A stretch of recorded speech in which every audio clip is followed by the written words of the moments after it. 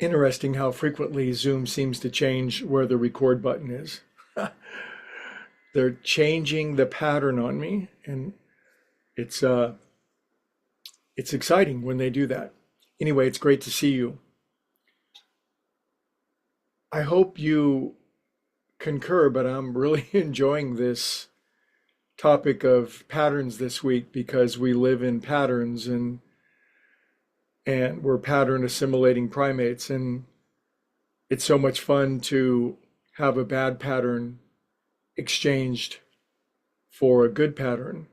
And I'm going to refer to the world of recovery a little bit. And there's, to me, there's a place in life that's, I guess you might call it hell. Hell is just a perfectly good name for it, but where our two primary faculties of experience, what it means to be a human. To be a human, we're essentially thinkers and feelers. We think and we feel. If you kind of distill it down, the primary dynamic of living is of experience is thinking and feeling. And in the recovery world, they identify the worst possible place. Well, they call it alcoholism, and it's a wonderful name for it. But humans in general aren't immune from this deep sense of disconnection. And it's the place where thinking and feeling has almost completely corrupted.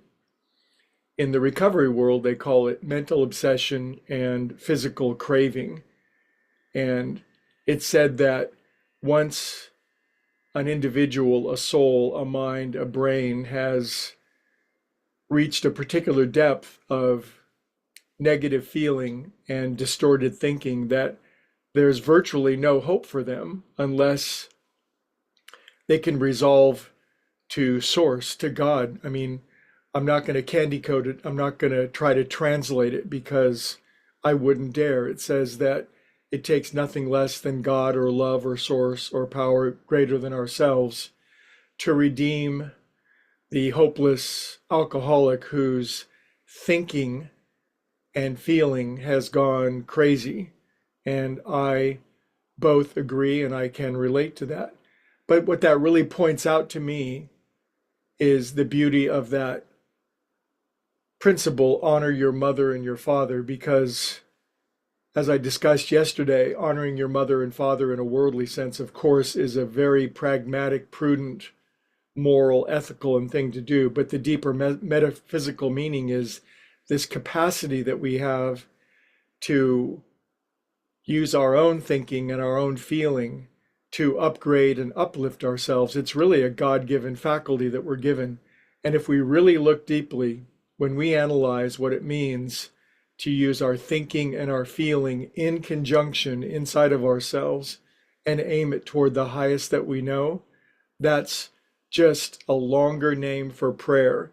And if there's one skill to get good at in this life, it's the God-given capacity to pray, to use our internal world, our ability to feel and to think as intelligently, as wisely, as efficiently, as effectively as possible to bring about, well, what?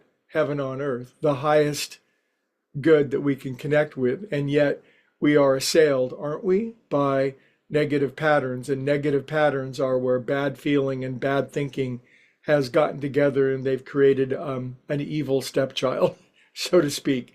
But if you're listening to this and you're still listening to it, you're in the game of changing these patterns because these patterns are malleable. They are susceptible to change. And yet we have to use this great quality within ourselves, how we think and how we feel, in order to change them. And if we don't, if we're simply going to continue to indulge in negative feeling and, quote, shitty thinking and glue those things together inside of ourselves, there is no bottom to how far down we can go. Yet, if we have a moment of clarity and we begin to recognize, what's the old-fashioned religious word? We repent and we say, good golly, God, love, source gave me these great faculties because I'm made in the image of God to both manage my feeling and my thinking. I can begin to use the principle that sunk me, and I can use it to begin to upgrade or uplift me to upward spiral, so to speak. So we're all learning this great skill of being able to manage our thinking and our feeling. And from this point forward, not one of us that's listening to this will be able to indulge in negative feeling for very long, because that's really where the shit hits the fan, where we feel bad and continue to feed bad thinking into it. So what I'm suggesting today is that there's an actual way when we are in negative emotion to close our eyes and to fuse. I'm using the word fuse, F-U-S-C. I'm using it as a verb inside of ourselves, to stop and to pause, to get quiet, and to take strong feeling and fuse it, a fusion with good thinking. And when you put mom and dad together, when you put mother and father, masculine and feminine, feeling and thinking together, well, you know what happens. It works in the organic world, it works in the metaphysical world, and it works in the prayer world. So this has been one of the most dynamic things that I've learned in my life, and where I got my first real lesson of it at the strongest level was in the recovery movement, where they taught me that my thinking and my feeling had gone mad, and that my only choice was to resolve to the power greater than myself. And then, having been mercifully resolved from that, I could begin to regain my own capacity to think and feel in positive ways, and thus, how shall we say, cooperate with the universe?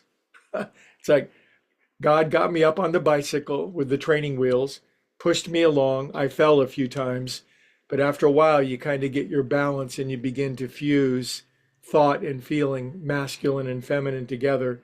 And when you do that, you are off to the races. We are all off to the races to overcome negative habits and to build beautiful, God-inspired habits that, well, they bring heaven on earth. Yeah. Okay, have a beautiful day. Let's talk about this tomorrow. I'll see you.